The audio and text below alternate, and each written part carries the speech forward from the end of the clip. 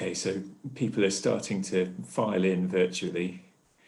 We'll just give it a minute or two to let everybody come in, and then we will start.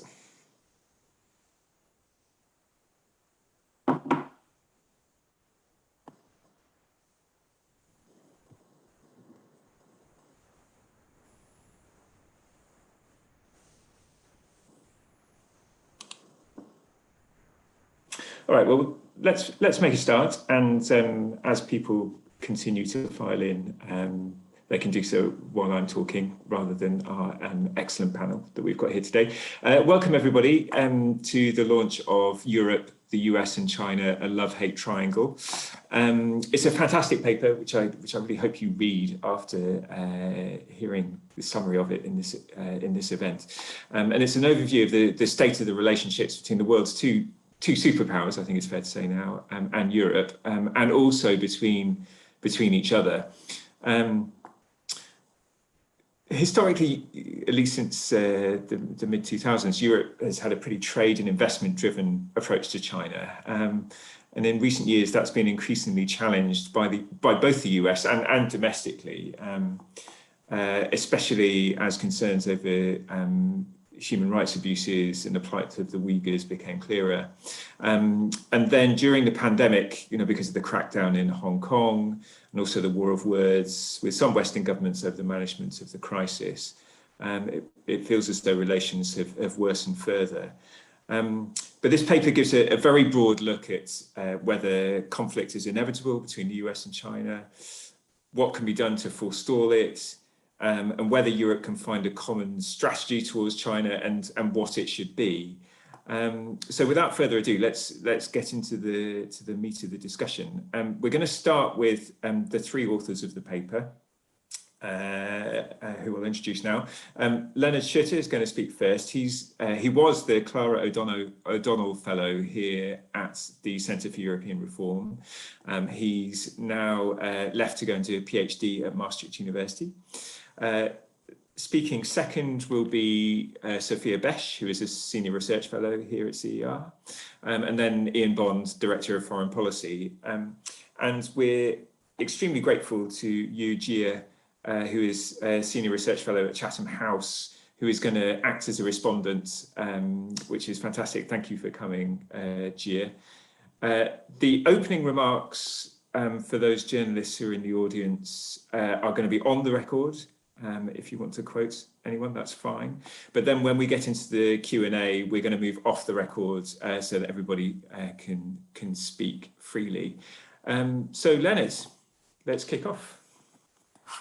Well, thanks, John. Thanks for the kind introduction. It's a pleasure to be the first speaker on this panel. And as John alluded to, I will first address sort of the bigger picture of the unfolding rivalry between the US and China.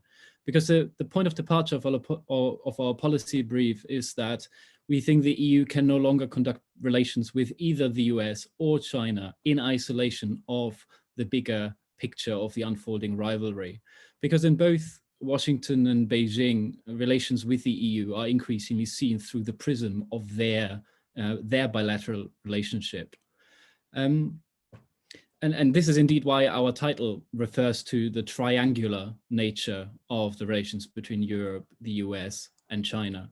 And in that context, perhaps the most fundamental question is whether, as many presume, the US and China are really doomed for war. And it seems as though, especially in the DC-based foreign policy community, people do presume that, and the COVID pandemic has reinforced that perception, as both powers have turned more nationalistic, but also antagonistic towards each other. The Harvard professor Graham Allison he reflects, but in many ways he also drives that perception. He has recently popularized the metaphor of the Thucydides trap that captures precisely the dangers arising from power transition. While many classicists, and there are some I'm sure in this audience, certainly on this panel, shudder at the way that Allison reads the Peloponnesian War, he refers to the famous sentence that it was the rise of Athens and the fear that this inspired Sparta that made war inevitably. So the metaphor denotes that as power gradually shifts from the US to China, China will naturally seek to revise the existing order, which the US designed to its advantages. And the US will respond by trying to contain China, trying to defend the status quo, which risks conflict and even war between the two great powers. And at the heart of this escalatory logic of the Thucydides trap then is the mutual perception really that both countries find themselves in a power struggle rather than just being able to peacefully coexist.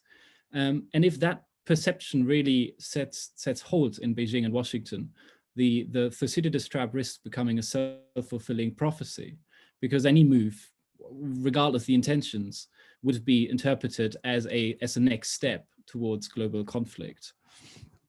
Now, in our brief, we don't disagree with the general notion that the rise of China poses significant challenges and risks to world peace and the liberal order. But we do take issue with the sort of the implicit assumption that war is indeed inevitable. And we do so principally for three reasons. The first one is that Thucydides himself mentioned that beyond power shifts, there were other factors at play in the outbreak of the Peloponnesian War. And they include, for example, alliance entanglements, which I'll refer to in just a moment, and poor decision-making. And of course, looking at the current American president, it's not necessarily far-fetched to presume that he's a bit more of the reckless kind. And also, President Xi's centralization of power in the CCP risks perhaps undermining the quality of Chinese decision-making. But I think it's unreasonable to presume that future US presidents would be quite as reckless as Trump is. And also, President Xi doesn't strike me as a warmonger who really desires great power war with the US. Second, today's relationship or conflict between the US and China looks very different from the one between Athens and Sparta 2,500 years ago. I mean, foremost, both the US and China possess nuclear second strike ability, which should deter full-out war, and also the extensive economic interdependencies that Ian will later elaborate on have raised the cost of war exponentially, and that is despite recent US efforts of decoupling. In general, the Thucydides trap's focus on military escalation really overlooks many ways in which non-military ways in which the rise of China already challenges the liberal order. And third, Allison's reading of power transition suggests that the US-China conflict is essentially bilateral in nature.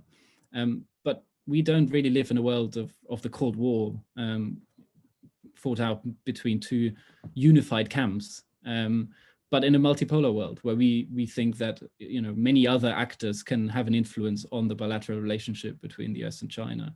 On the one hand, alliances, US and Chinese alliances in the Indo-Pacific, so Taiwan and Japan for the US, but also North Korea for China, risk drawing both powers into conflict.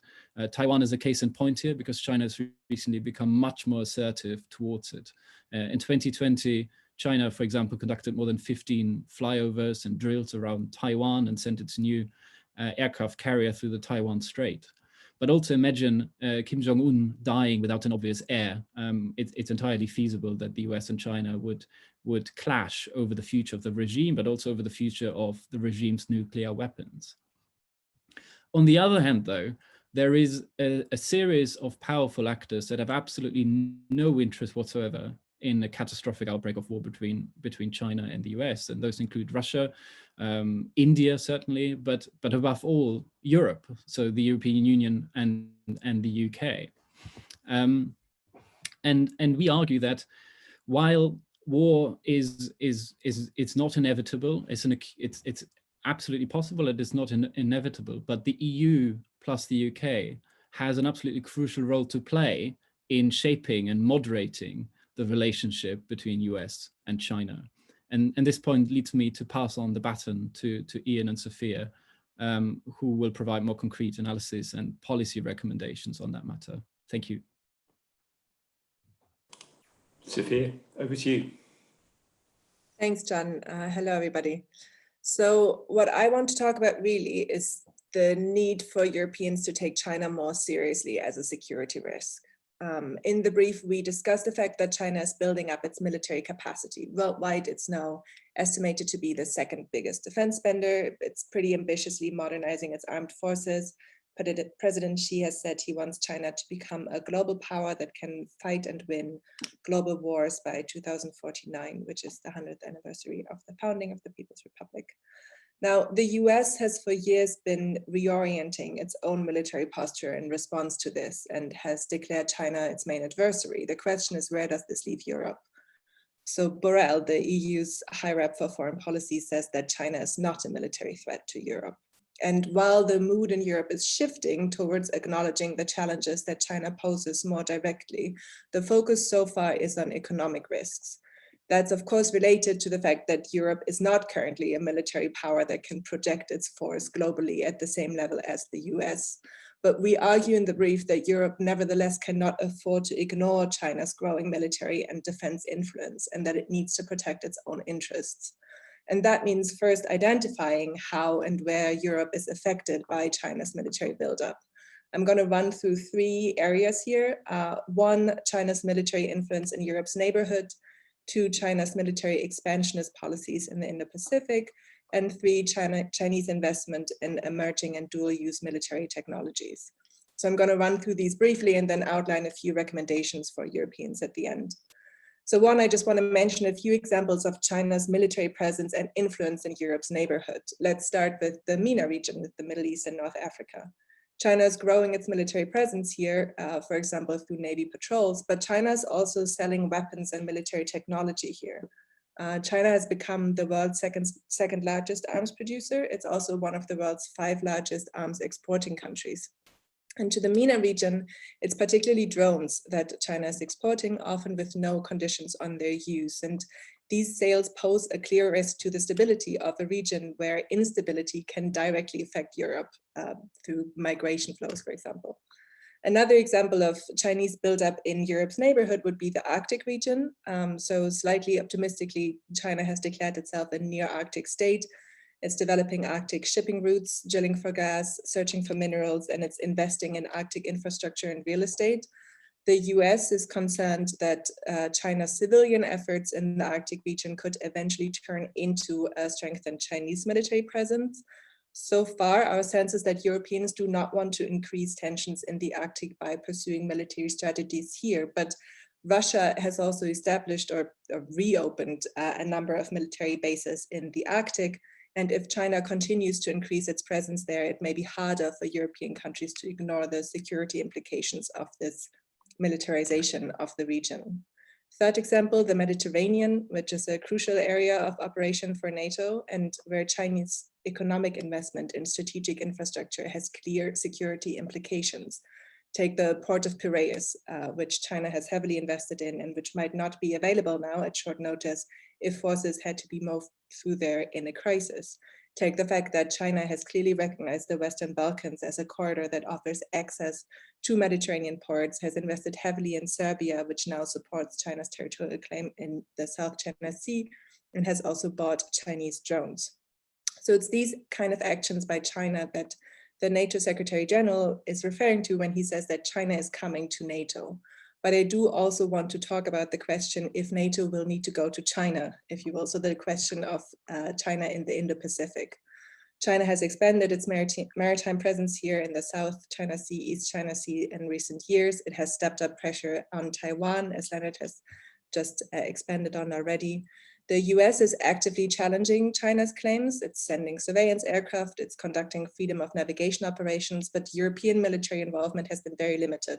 France and the UK have both conducted freedom of navigation operations and some exercises in the South China Sea, but no other countries in Europe really have the capability or the political will to deploy there. And NATO is also not discussing deployments in the region either. But the area is of strategic and of economic importance for Europe too, because as we argue in the brief, it's in the EU's economic interest to protect free and safe shipping, and in the EU's global interest to defend the rules-based order, which includes respect for international law and the law of the sea. The final security challenge that I want to briefly mention here is Chinese investment in technologies with military and security applications.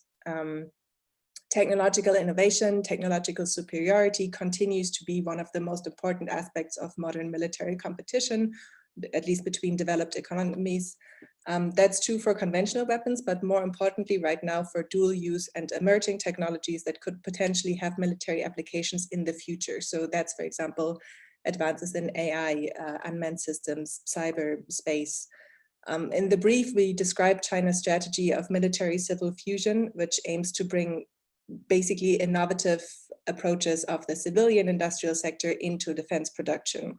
The US has clearly caught on to this challenge and it's using export controls, investment screening to counter it, as well as investing itself in technological innovation in the military space.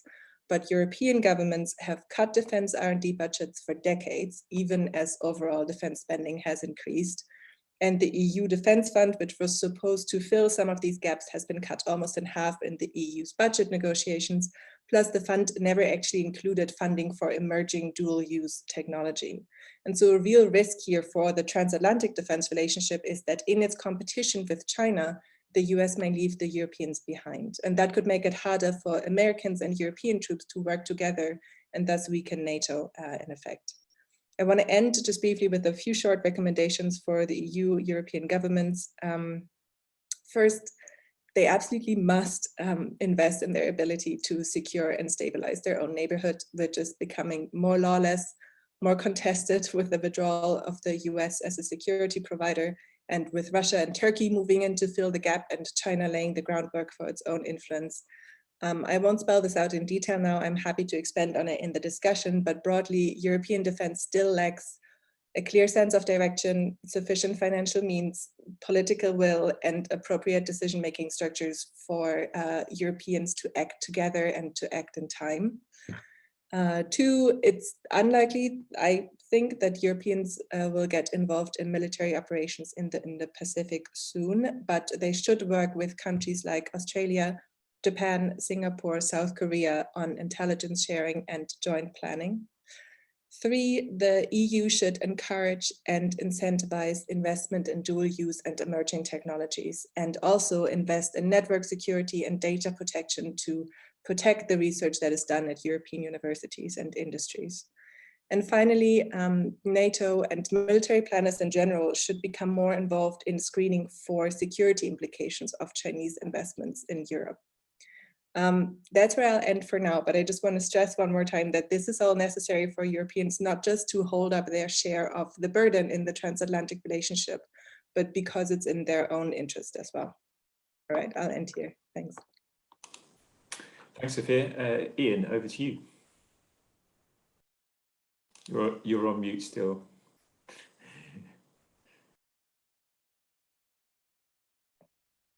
Sorry, rookie mistake, even after 6 months or so of doing this. Can you hear me now? Can you hear me? Because I can't hear you now, so this is...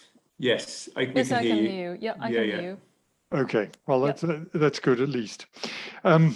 Yeah, so apologies for staying on mute. As I say, after 6 months, you'd think I would have learned how not to do that. Let me start in a sense where Sophia ended, which is with the economy. There is a lot of economic entanglement between the EU, the US, and China, and in many areas, I think that's a good thing.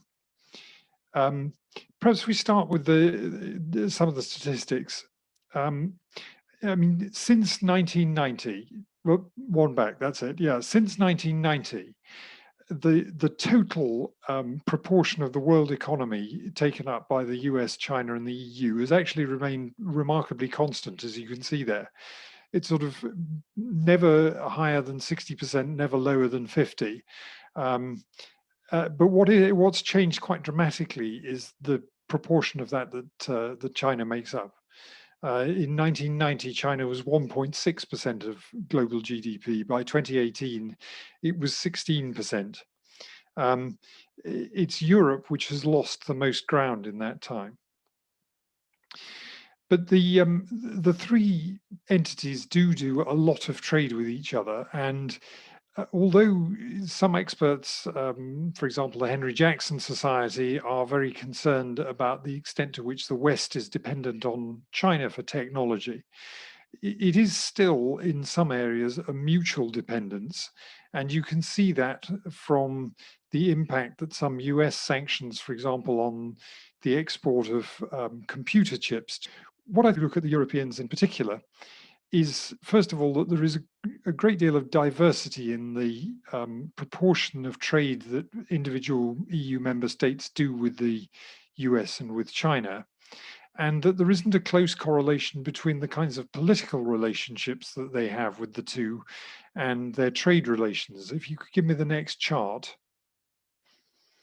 So, I mean, it's quite striking that the pro-Taiwan Czech Republic much trade with staunchly Atlanticist Poland does at least twice as much trade with China as it does with the US. Now, I don't know whether, particularly in the case of the Czech Republic, those figures may shift given how bad the political relationship seems to be at the moment. But I think it's interesting, sometimes we worry a lot that China's economic muscle creates political leverage. It's not a direct correlation. Looking at that chart, there are countries that are not particularly dependent on trade with China and yet seem to be quite interested in staying on the right side of China in international organizations. There are others who would appear to have more economic interests at stake, but nonetheless feel that they can speak out on human rights and other issues. What I would say is that even though in aggregate the EU's economic relations with China are not dissimilar from the US's, they're both sort of looking at about 15% of their total trade being with China. Europe has been much slower to wake up to developments in China and to become concerned about some of the implications. Certainly when it came to Xi Jinping's Belt and Road Initiative, which I suppose was launched really in 2013, the EU saw it in the first place as an economic opportunity, as a chance to improve connectivity between Europe and China. The US was much quicker to start to think about the geopolitical implications of this very far-reaching project. Now, I think that the EU is starting to catch up. So the 2019 strategic outlook for relations with China looks at China as a partner in some areas, as an economic competitor in some areas, but also as a systemic rival when it comes to alternative models of governance. A few years ago, Europe's hope, and to some extent perhaps also the Americans, but certainly Europe's hope, was that you would see convergence between European values and Chinese political preferences. Not only is China not converging with European values, but it's actively seeking to build coalitions in international organizations to counter European values. You see that in the UN Human Rights Council and in other UN bodies, for example. I know that China doesn't like the term systemic rival, which has been used by the EU, but it does seem to me that at the moment, it's probably the most appropriate term. But I hope that we will hear from Jie a bit more about how the Chinese do see the relationship. So let me just briefly say a bit about the recommendations in our paper. I mean, the first thing is Europe needs to build up much more expertise, particularly about China, to a lesser extent about the US.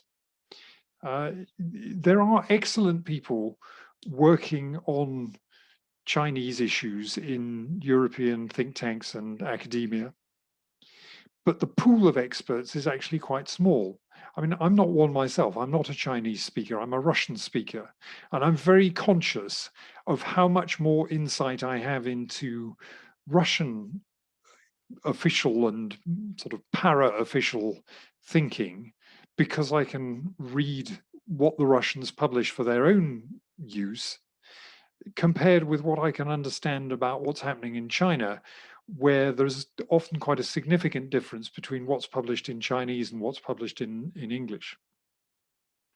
So I think it's very important for Europe, if it wants to have good policy, to have good analysis as well. And I'm disappointed that China doesn't feature in the European research program Horizon Europe for 2021 to 2027. That seems to me to be an opportunity missed to put some more investment behind Chinese studies in Europe. I think also Europe needs to understand the US better. We often think we know what the US is like. The fact that so many Europeans were taken by surprise by the election of Donald Trump suggests that we don't know as much as we think we do. I do think we need to be realistic in our aims for China. Trump in particular seems to want to stop the rise of China. I don't think that is realistic. I don't think it's desirable either, but I certainly think that we've got beyond the point at which by short-term denying China technology, we can influence its long-term development. We can only delay at best. I do think that the EU needs to put more effort into working with both the US and China on reducing the tension between them. This is not an argument for equidistance. Given the commonality in overall democratic values between the US and Europe, I think it's inevitable that Europe will be closer to the US than to China. But I don't think that the EU or Europe in general, including the UK, has to follow the US blindly into a confrontation with China, still less a military confrontation. Final point, I think it's very important that Europe provides a successful model of liberal democracy. The West has been on the back foot since the great global financial crisis of more than a decade ago, or started more than a decade ago now. Xi Jinping has had it largely his own way when he has suggested that the long-term success of socialism with Chinese characteristics is inevitable. Europe needs to show that liberal democracy can adapt and that it can deliver better outcomes than an authoritarian approach. Let me say in conclusion, I don't know what China's long-term prospects are. I don't know what America's or indeed Europe's long-term prospects are. I do know that the steps that have taken place over recent years towards a more confrontational set of relationships are going to be bad for us all. And I hope that Europe can inject some pragmatism into this triangular relationship, and that we can try to get the US and China thinking about the things that they have in common and the ways that they can work together, and not just the things that they disagree about. And I'll leave it there. Well, thanks very much, Ian, and thank you to Sophia and Leonard too for such an excellent sketch of the paper, which, if you dig into it, has got a lot more in it besides. So big thank you to Yu Jie for responding too. So Jie, over to you. Thank you, Ian, for inviting me, and thanks again for Center for European Reform to have invited me to allow me to share some of my thoughts on this paper, but also on my view on the trajectory of EU-China relations overall. Now, to date, as far as we know, Europe has shown very little interest in terms of involving itself in the global power struggle between Beijing and Washington. The majority of European governments have taken a nuanced view on China challenge. So many have actually shared the United States' concern over the direction of the Middle Kingdom and the President Xi Jinping. particularly in relation to domestic market access, as what Ian mentioned in her previous slides, and also the unfair competition from the state-owned enterprises and also state-backed companies. But there's also internal divisions over China and how really troubled Europeans. And given their limited security interest in Asia Pacific and much greater economic interest in China, and many have feared that impact of rise of China is actually a challenge for Europe's international democratic governance, but as well as the rule of law. Now, in recent months, the European Union found itself at odds with Beijing a whole range of issues. And some of those are already existing complaints well before COVID, and others really is something just emerging as for example, the sense of disinformation that presented by the Chinese diplomatic service. So the ongoing controversies over China, also on direct investment, and also Beijing's relentless promotion on its Belt and Road Initiative, obviously adding more uncertainties on this bilateral relationship between China and European Union, but also that's adding on different EU 27 have different views towards China as well.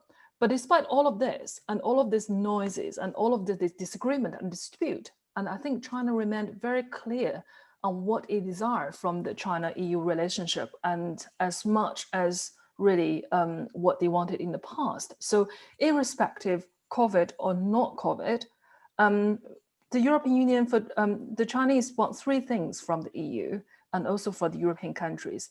And firstly, the European single market remains as the most extremely attractive to the Chinese companies and the government. So in the eyes of many Chinese investors, the EU represents a secure home for their investment, and in particular, a preferred partner for China's ever-growing appetite for overseas assets acquisitions. Although both, I think, political and also business in Europe have now already begun to treat Chinese investment with utmost caution.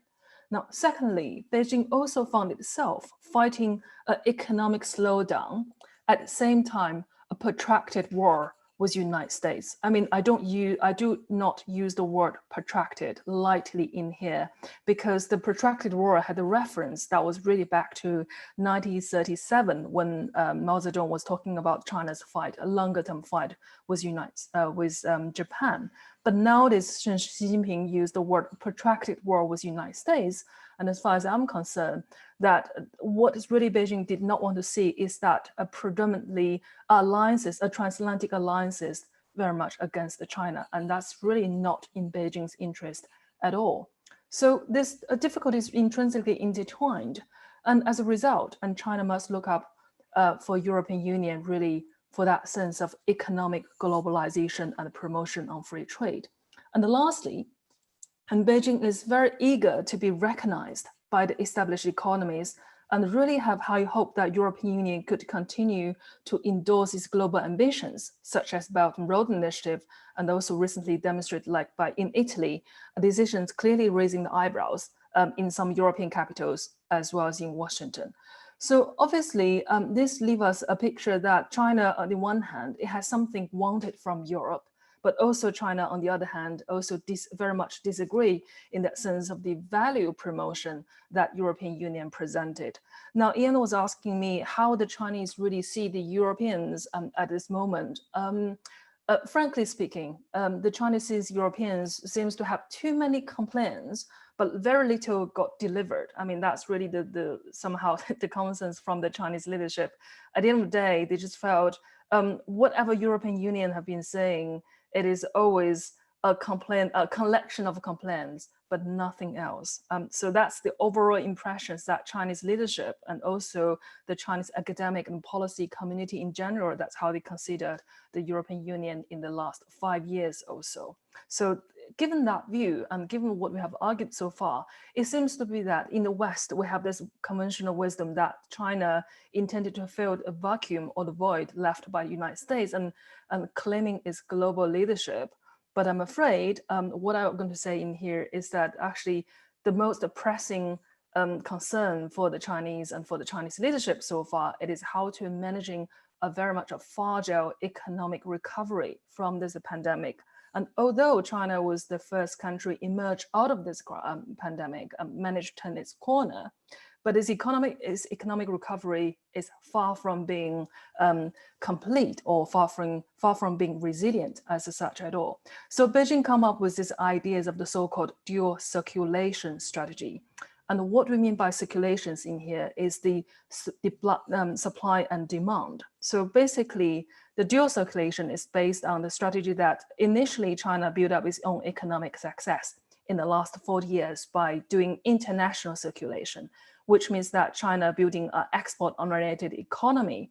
But now Beijing talking about dual circulation, which is to adding the domestic element of the demand and supply, and was hoping that export-oriented Chinese companies could shifting its production and also shifting consumption at the domestic market. So obviously China already realized both United States and European Union perhaps will not help China on its own economic recovery. So best way to go forward is very much that sense of self-reliance has been extremely popular within Chinese leadership thinking nowadays. So how that would be factored in, how European Union would in future engage with China, and that really left a question for the European leadership. Really, if China has finally decided to become inward looking, to shift inward, and perhaps China is no longer have much economic interest in terms of engaging with Europeans or United States anymore. So the gender is always there, but we don't know. And another thing which we should be very careful, it is to separate the Chinese Communist Party and also the Chinese people.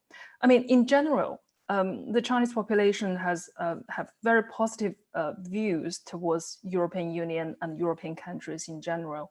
But what we don't want is, so far we have hear all this kind of media reporting talking about China's certain behavior. Obviously, those behaviors is unacceptable, especially in terms of pandemic diplomacy, in terms of the way how China is trying to tell its narratives of combating COVID-19. That is something not getting very popular in Europe. And obviously, Europe had pushed back, but the Chinese population also become very angry. So what we don't want is, we don't want in that situation as what Richard Nixon was feared, that so-called angry isolation of 1.4 billion population. And we don't want to end up in that scenario that China vis-a-vis European Union, that anger shared by the populations from both economic blocs. So that's perhaps, I shall leave, hold on, sorry. Last point in here is, as far as we know, much like China's relation with all the great powers, I mean, obviously this is substantial